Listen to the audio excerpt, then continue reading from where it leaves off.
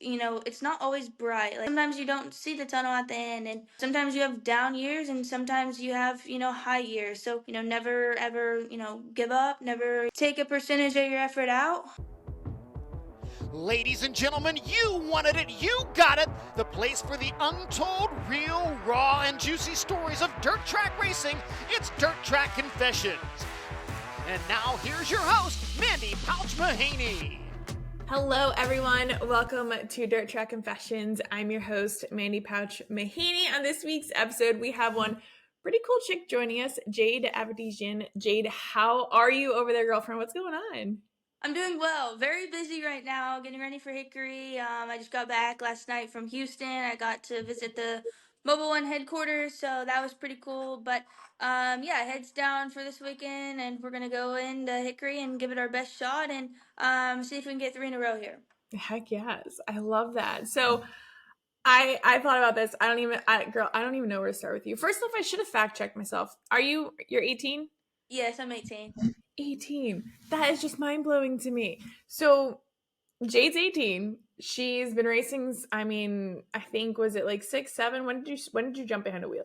Yeah, so I started when I was 7. So I was introduced very young. I was actually at a dirt track at 3 months old. My dad used to work on sprint cars. So yeah, I was always kind of around it growing up. And then he bought me a quarter midget at 4 years old. And at first I didn't really like it. And take it for granted I was, very, very young. And he kept it around for a few more years. And I tried again when I was 7. And from that moment on, I've been, racing every single weekend basically since. So, yeah, I love it. I have so much passion for it, and I love my job. It's easy when you love your job. So, yeah, just right now, looking forward to this year. It's a big, crucial year for me. One, it's I've never really done pavement ovals for full time, let alone a late model, and yeah, it's just a crucial year for me, but so far to a good spot so far. So we'll just hopefully keep the momentum rolling.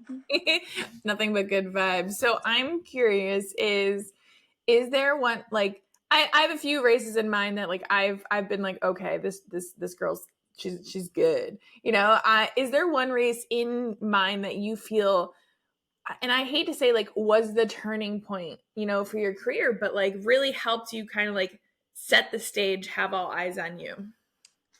Yeah, it's hard to pick out one. I feel like, so far the last 3, 4 years, one thing has led to another. But I'd say, my first big win was, well, I don't even know the year. But I was 14, and I won a really big micro race, and like my third start in an outlaw wing car, and it was 20 grand, and Keith Coons actually had seen it and watched the race and tweeted about me, and then fast forward a few years, the opportunity kind of came along for me to kind of switch teams in, the offseason 2023 and actually race for him. And then, like I said, another thing led to another thing, and, we were able to win a championship that year. And, that gave me the opportunity to sign with Toyota Gazoo Racing. So, yeah, it's been just kind of, a wild few years, but I definitely wouldn't change it for anything.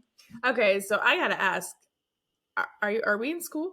Uh, Are we balancing school in here or no? No, I'm done. So I went to public school though, all the way up till like 7th grade, 8th grade, basically till when COVID hit, and then that kind of took me out of school, and I went online, and then it just kind of worked out perfect timing. I started racing a ton. I started racing a lot, or traveling a ton, racing a lot. So it was very hard for me to go to public school, but yeah, I've been online the last few years, and actually last year for the school year was my last year, so I'm completely done. I'm not going to college. So I'm going to put all my eggs in one basket for racing right now. Good for you. I was so curious. Yeah, I guess you were at the age of when COVID hit. So that in a good way really shifted in your favor. Yes, it honestly did. Like, that was also kind of, a big point of my career, I would say right now. Like, the Midwest was open, to race, during the COVID. And I'm from California, and I was still living there at the time, and everything was shut down, and we just kind of decided to go and race a lot of dirt stuff in the Midwest, and that kept me in the scene. That kept me, going every single weekend. So, yeah, as long as obviously it was bad for most people, but for me that year it kind of worked out in my favor because I was still able to race, a lot of Midwest tracks that were still open. Now, I'm gonna save you all this time here. Okay. I mean, I feel like you're already on the right track because I've talked about in the podcast before is when I went to college, I talked to the guidance counselor, told him like obviously want to be involved in racing. I never had like the aspirations of being behind the wheel. However, the counselor was pretty much like, okay, what you want to do, you just need to know people. He's like, what are you doing here? And I'm like, oh, this was not the answer I was looking for. So for you, I mean, you get to learn hands on and listen, like there's numbers and stuff and things that that you can learn in racing that you don't necessarily need to go to college for because it's not like where you want to be, college is necessary. Yeah, and I know a lot of kids, a lot of racers that have gone to college and do both, but for me personally, I didn't really have any interest, and I felt like I was, always kind of motivated to, wanting to be a race car driver, and for many years beyond this, hopefully. But yeah, it never really interested me. The racing kind of took over, and I feel like I learned, just I'm probably gonna get a lot of hate over this, but I feel like I learned just as much as I need to, while I'm in college, if I was going to college. So, yeah, like you get to look at, data on the asphalt side. You get to work with a lot of people. So I don't know, just like the normal school thing, you get social vibes, and yeah. So I don't feel like I've kind of missed out on anything. I feel like if I had to go take a test, maybe I wouldn't be up to par. But what I do right now is I don't in my opinion I don't need it.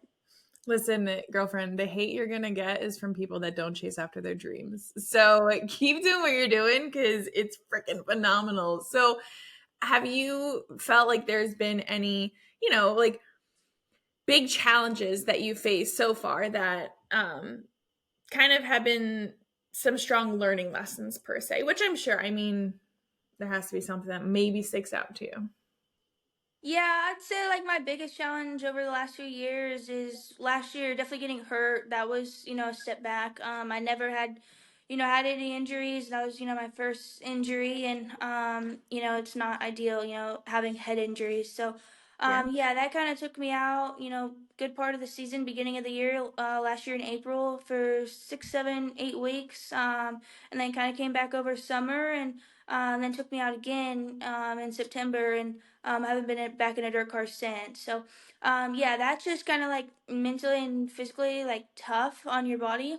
Because like I was saying, like I obviously have a lot of passion for racing, and even just dirt racing. I love dirt racing, and yeah, that just kind of took me a minute to like realize, get my feet back under me, and luckily I had everyone at Toyota, and even Mobile One, they always are behind me, pushing me to be the best. So yeah, I'm excited for to kind of step back on the dirt side, and the hopefully the next few years, and focus on my craft on the pavement side, and get good at it. But outside of that, just like the last few years is not realizing, or like realizing it and accepting it, that I'm not going to win every race. Like I feel like there was so many points maybe in the last few years that I get down. I feel like when I walk into a weekend, my goal is to win. My, expectations are to win because I put, a lot of prep into my weeks for the race. But, yeah, just like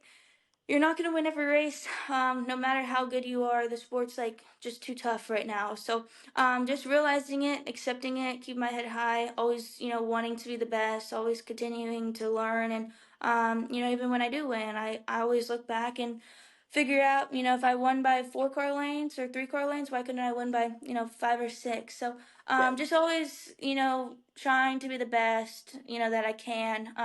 But at the same point, luckily I have a lot of good people around me. Have a lot of good coaches, have a lot of good teams, and just people in general. I love that for you. That's amazing. So, okay, this is like, I hate to say it's against my better judgment of a question because I'm I'm not one to be like, oh, let's give her the spotlight because she's female. So I'm just gonna enter in with this because like I feel you are more than obviously just female. But girlfriend, you are like I look at you and you're like the unicorn. You're not only female, but you're 18 kicking butt. I mean, since prior to 18, which is like almost unheard of. I mean, you broke records, you're setting the stage for so many people, but have you ever noticed, any unique challenges or pressures being like both young and female? Like, do you, I hate because it's like, yeah, of course, like, I mean, you could be tall, skinny, fat, wide, red, brown. I don't know. People are going to look at you differently and judge you differently. But have you ever noticed maybe your age? Like, I don't know. I don't want to answer for you. So, Yeah, it's hard. Like I feel like you know, I've grown up to like go to the racetrack and kind of do the best I can, no matter like I know the female thing's a big part, and it has obviously a lot of eyes on it, but I just try to just do the best I can. I want to win, and I want to win for myself and for the people that support me. And then obviously on top of it, I think the female part is cool, but I just don't really let it overcome me really. I just want to win. But I feel like I've never really been in like challenges because of that. Um, so I feel like that one's kind of already answered because I feel like I've kind of never been in that situation yet. good for you. And I feel obviously I haven't met you in person yet. We're gonna figure out how to do that soon. But I feel like the way you hold yourself together is so crucial with how serious people take you, which actually leads me into my next question is I'm sure that you learned at such an early age that every action you take, it reflects back on you, your family, who you are, as well as those who are partnered with you, those who support you. Do you ever feel those high pressures? And like I said earlier, is I'm like you were chasing after the dreams of like going all in, like getting to the top. So you're working at a much higher level than myself, but like because I feel those pressures too. However, I don't have as many eyes on me as they are on you. Do you feel those pressures of having to always like I say it's being on, right? Like unless you're home in your bedroom under the like under the blanket, like you can be yourself like behind closed doors per se, but do you ever feel like as soon as you walk outside it's like gotta be prim and proper? Yeah, to a point. Like I try to I try not to be a robot. I see like a lot of drivers that and to a point, you kind of have to be like your partners don't want you to have, say the wrong things and put them in a bad situation. And 100% agree. They give you a lot of money, no matter who it is or what it is. But I just try to have as much personality as I can. I don't like to act different outside of usually how I act. But to a point, like whether I'm way outside of the racetrack hanging out with my friends, yeah, I definitely don't try to put myself in bad situations. Yeah. I am 18, so I'm at the age where a lot of stuff can go wrong. I just try to surround myself with good kids that will never put me in a bad situation, and sure, I would probably never put myself in a bad situation. So yeah, I got told like many years ago that when I was first trying to race and be decent at it was like if you're 16 you gotta act like you're 25, if you're 18 you gotta act like you're 30. So just always trying to be just mature, I would say. And I feel like that kind of comes with time and with people that you're around. But yeah, just try to be mature, especially when I show up to the racetrack. I have one job and or a few jobs to hopefully win the race, and put your partners in good situations as well. So yeah, I feel like I have a lot of eyes on me, but I feel like I try not to be, not too much of a robot and kind of be myself. I love that. And that kind of had me thinking like if you were still in school, I'm sure the friends at school, like the maturity level, I always said that is the people that are involved in racing, we mature so much faster, which I love, but at the same time it's like, okay, when did we stop being a kid? like when did that stop? But I love that. And you definitely have an incredible head on your shoulders, girlfriend. So I'm curious, my next question for you here is, do you do any type of training to help you prepare for the races? Yes, so actually, I'm at TPC right now. So it's the Toyota Performance Center in Mooresville. So it all kind of depends, week to week. Because a lot of stuff had like changes within your schedule. But yeah, we work out every day. We try to eat right. It's kind of hard when you're, gone for, a few days, but, I just try to do the best I can, eating, working out, as much sim time as you can get, the better. Just keeps you, kind of thinking about it 24/7. And then just your team meetings, like your normal team meetings, whether it's, Monday morning after the race or, preparing for the race, Tuesday, Wednesday. So yeah, luckily Toyota has a great facility here with a lot of great people. So I've been working closely with like Bon Sus. That's one of their tier D like development drivers, or he is that he can help us like as a driver. So yeah, that also has been great. But he's taught me a lot. Especially I don't have much experience. I'm obviously gaining it right now.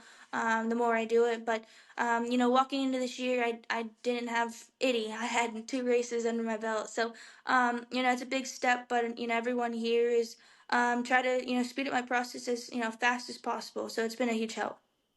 That's great. So I'm sure, it's a whole different ball game when you jump to your dirt car to an asphalt car. How do you, I don't even know if it's like just the styles or the setup or mentally, but like how do you manage the changes? Yeah, so I'm not really too sure because right now I'm not in a dirt car, but last year for instance I ran road courses instead of ovals, and I feel like that was a little tough, and I only ran like 7 weekends in the road course car. And I was going back and forth a lot from that to the midget last year, and it was tough, for sure. And also dealing with an injury was, tough. So I felt like I kind of scratched out, my whole 2024 season, and Yeah. just kind of coming strong this year and have, a whole different mindset. But yeah, it's kind of hard to say because even in 2023 and before that, I was just strictly a dirt racer and just focused on that. So it will be kind of interesting, by the time the winter comes, because I'm gonna put focus, all my focus will be on the late model side, all summer long and towards the end of the year. But I plan on running, a few. I don't even know if I'm supposed to say this, but a few races on the West Coast and knock the rust off and get me ready for Chili Bowl. So yeah, it'll be interesting. Hopefully, I'm not too rusty by then. It'll be over a year since I've been in a dirt car. So it's gonna be a little bit different, but hopefully I still got my dirt shoes under me. Hopefully I still haven't forgot it too much, but yeah, it will just be I'll just kind of have to see, when that time comes. But like I said, all summer long, I'll just be focusing on pavement stuff. Good for you. All right, so time will tell. Yeah, time will tell Time on that will one. tell. Yes. So I love to ask is, what is one piece of advice you've received that really just is stuck with you since you started racing? Maybe it was like from your dad, a mentor, someone that you looked up to. It's hard. I feel like I've received so much.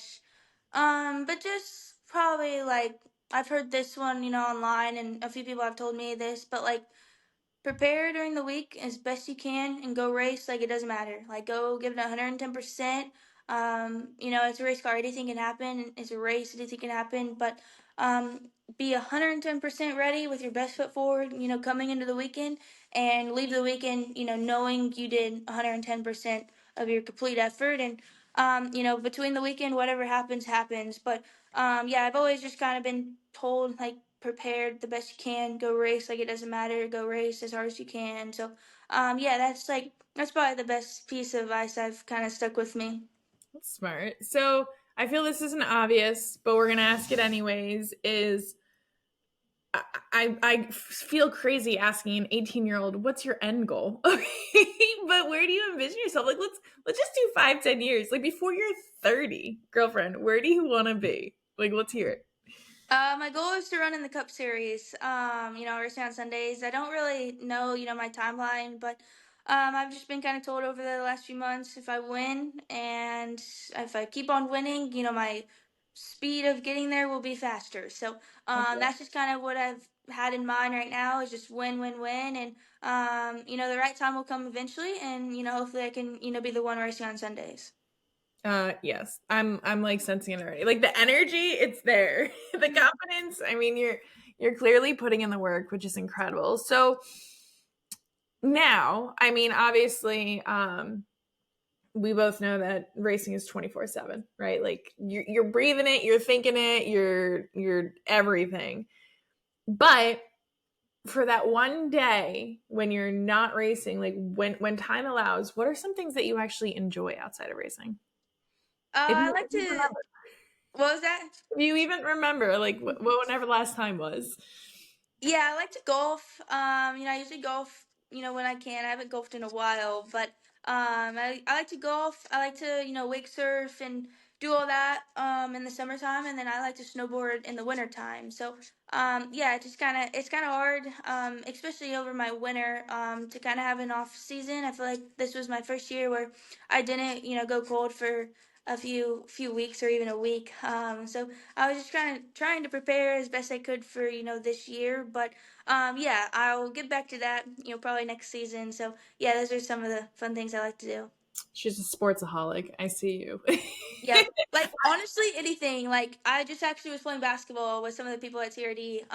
So like basketball, Mm, pickleball, tennis, soccer, like anything like that, I'm in for. I love that. So, okay, well, I guess my question with that being is family life, friend life, like obviously racing comes first. How do you balance that? Like what does a normal week look like? Do you get to see any friends? Do you get to see any family? It's really just depends honestly how my week is going. Like for instance, this week I've been home for maybe like 20 hours, so like basically half a day or not even a full day because I've been traveling this week. But usually my normal weeks when I'm home, I'm pretty busy throughout the days, but I always see my friends, a few times during the week, whether we just eat dinner or go play pickleball for the night or whatever. So yeah, I like doing that. Kind of gets your mind off racing and kind of your job throughout the day. But yeah, luckily I have a lot of good friends. I have some friends that are not even in the racing world that don't even know like what a race car is really, and then I have some friends in the racing world. So it's fun. And then my family, I see them a lot. They actually are back in California, living there kind of full time since I turned 18. My younger sister goes to, or is going to public school starting up soon, so she's kind of stuck there. And then my parents own a business in California, so it's hard for them to kind of just move across the country all at once. But I still see them a lot. They usually go to majority or almost all the races, at least one of my parents. So yeah, it's fun. Spring break is kind of coming up soon, so we'll go on family vacation and spend a little away time from the racetrack. But yeah, luckily I have a very supportive family and very supportive friends as well. That's amazing. I love that you actually still have friends that don't even go to the races. I mean, I might have two. Yeah, it's hard because like you don't really get to see them as much as your Mhm. racing friends because that's what you're usually doing every weekend. But Yeah. they're actually usually in California. I have a few here, but yeah, like my friends in California, like I've lived there since I was up to 2023 till I moved here, but I still go over there, quite a bit, and it's funny because like they'll see it on like Instagram and like I'll call them or something, and they're like, "Oh, I saw you won a race," and I was like, "Yeah, I did." So it's kind of cool. Like I kind of enjoy, not having friends in the racing world. That's some like real like public school kind of Yeah. vibes when I go back home, but yeah, it's cool. I feel like it's a good unplug because I'm sure with you and your friends, like all 95% of our conversations is racing. So when you hang out with that one friend that like knows nothing about racing, it's like, okay, what do normal people talk about? Right? So it's kind of funny, like even my racing friends, we don't really talk about racing. Like it's kind of crazy. Like we do like sometimes, don't get me wrong, or something will come up, but really outside of that, I don't even remember what we talk about, but I just kind of remember it's usually not. Usually we're like always doing something, like whether we're playing pickleball or playing soccer or something like that. So we're usually like kind of talking about something along those lines. So you like just touched on it in the beginning. I think you said Keith Coons tweeted about you, right? Okay, so that's gonna totally tie in. My question is, how do you feel that social media plays a role in getting your name out there, and not just like you personally, but like racers in general? Yeah, I think social media the last few years is very important. Whether people like it or not, and whether there's good comments or bad. Like I feel like the racing right now is crucial with social media. Whether it's with partners or whether just trying to get your name out there. That's the best way to kind of do it. So. I'm personally not, the biggest fan of social media, but I know I, have to do it, and Yeah, I don't have to spend, all my time looking through my comments, whether they're good or bad. So, of course. like sometimes I look through them, like honestly, most of the time I look through them, and luckily I actually have a lot of people that support me, and just looking through my comments, I'm sure it's like other opinions, but like the ones that like type like some random stuff is just like I kind of laugh at it. Like I honestly love it. Like it kind of motivates me, and it's honestly a good laugh. But yeah, back to like that. I think social media right now is pretty crucial for trying to get your name out there and your partners. Like, yeah, I feel you. I would happily go back to I wasn't even there for it, but the 1980s when there was no social media. Yes. I think I've been fine when you had to like wait until the racing paper showed up. Great. Yeah. Count me in. So yeah, 100%. So I actually had deleted. Someone was kind of running my Instagram and Twitter for a little bit over like the last 2-3 weeks, Mhm. and I deleted it all. And like I kind of felt like disconnected. Like I didn't really know what was happening because, like for the racing stuff, I feel like you get so much like information, like whether you need to see it or not, like off Twitter or Instagram. So I was like, I don't know, it was just kind of weird. But honestly, I enjoyed it. I like not having it, but I at the same time I do like having it. So Yeah. it's hard. It's a healthy unplug. Like you don't want it, but at the same time it's beneficial to have it for the things that you need. So, Yes, for sure. I feel like I don't even know if you would have an answer for this now talking to you because my one I don't even know if it's off the wall, but my one random question was like, if you, girlfriend, if you for some reason, like weren't gonna be a race car driver, like tomorrow, this isn't happening. Please do not manifest. This is not happening. But if everything was off the table tomorrow and it's like, all right, you can do anything you want but be a race car driver, what would you choose? I don't even know, honestly. Like people sometimes ask me that, like, if it doesn't work out, what are you gonna do? And I literally don't know. So hopefully I never We get don't we don't to want a that plan B. path. But Yeah. yeah, I honestly I don't think I would. I don't know. It's hard to tell right now, but I don't think I would work in the racing industry. I think I would get out of it like completely if I didn't make it.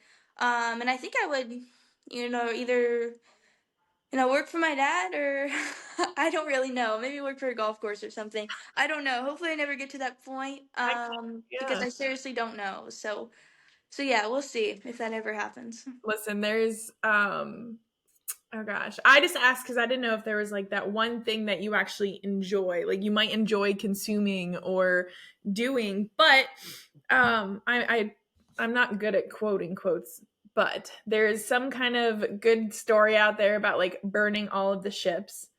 So like there is no way out. And that's what you're doing. Like there is no plan B. Like we Yeah. plan A all the way, nothing else. Yeah, I 100% agree with that. Like, yeah, I've never really thought about my plan B. You don't need one. Yeah, hopefully You I don't have all my eggs in one basket. So I feel Mhm. like if I do everything right, and just have complete focus on it, hopefully it'll work out. So we'll see. Yes. So I always like to close out my episode with a piece of advice. Now, what advice would you give, let's say, to other young girls, wanting to pursue a career in racing? Just kind of keep your circle small. Keep the people, around you that you trust. Whether it's, life skills, whether it's, on track stuff or, anything in racing, just kind of keep your circle small. Keep the people around you that you trust, kind of for everything. And, I would say just like never give up. I'm sure like that's a classic one, but It's true. it's not always, it's not always bright. Like you never, sometimes you don't see the tunnel at the end. And, sometimes you have down years and sometimes you have, high years. So, just try to never, get too down.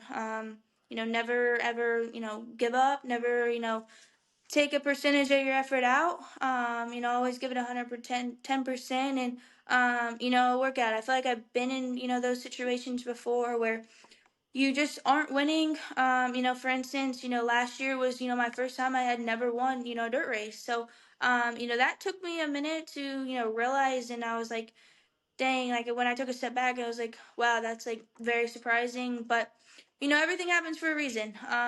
You have to have a good team. You have to have good people that, you align yourself and work with. So it's really just like, it's not all on you. So just realizing that, and always wanting to be better, always, putting your best foot forward every single weekend. I love it. Everything happens for a reason. Like you, with what happened to you with your accident last year, like in the thick of it, it's like the end of the world. But like now looking back, I mean, who knows? Like it opened another door, or it's leading you to somewhere else. So Yes, for sure. yeah, And I always like look back to, one race that sticks out to me still to this day that I'm, sad about it. It's like BC 39. Like I had, the chance to win, the biggest dirt midget race, I could have. And with that, like it's not as nothing is as big as Chili Bowl, but I feel like it's, one of the biggest outdoor races. And that race was just not meant to be. Like I put myself in positions 3, 4 times to win the race, and 3, 4 times the caution came out. So oh, damn. it's like stuff like that is just completely out of control. And like I always look back at the race and like wonder like what could I do better. And that is one race I look back and it's like I don't think I could have done anything better. Like I feel like that was one of my best performance races. I still finished second, but it just wasn't meant to be. It wasn't meant to be to win that night, and I didn't. So I took it. It took me a few days to realize that. That was like I was very down after that race. I was so bummed out. I finished second. But I just realized it wasn't meant to be. I put myself in position to win, and it didn't work out. So I'll go back in a few years and try again. Just your mindset. It just amazes me. Absolutely amazes me. Jade, you are amazing, and I'm just excited just to see where this takes you. So thank you seriously for taking the time. Can you tell our listeners how they can find you on social media? Even though she deleted the app, she's still out there. Yeah, so I actually have it all back now. So it's just Jade Avedisian, Instagram, Twitter, Facebook, and then I believe my TikTok. My TikTok's kind of cringe, but it's just my personal TikTok. But it's kind of entertaining. I think it's just like Jade Avedisian as well. So, yeah, I'm on almost all the platforms. I believe. I think that's all there is on social media. Pretty much. So yeah, just usually just Jade Avedisian on all of them. That's amazing. Okay, now I'm gonna have to look up your TikTok. Yeah, it's kind of cringy, but they're funny. I love the honesty. Well, thank you for taking the time. Best of luck to you this season. To our listeners, thank you for tuning in. Be sure to like this, share it, tag Jade, tag myself, and we will catch you all next week. Girlfriend, thank you so much. Thank you. Thanks for having me on.